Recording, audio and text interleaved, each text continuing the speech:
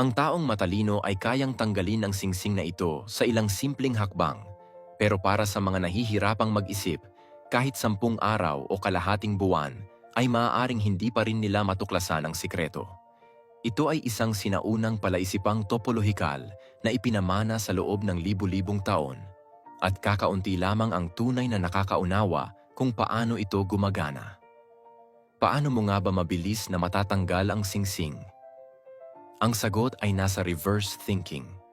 Subukang i-loop ito pabalik. Mapapansin mong babalik ka sa simula. Kung basta mo lamang hihilahin ang singsing hanggang sa hindi na ito gumalaw, magkakaroon ng deadlock. Hindi pa rin ito matatanggal. May mga magmumungkahi na putulin ang tali gamit ang gunting, ngunit sisirain nito ang saya at layunin ng palaisipan.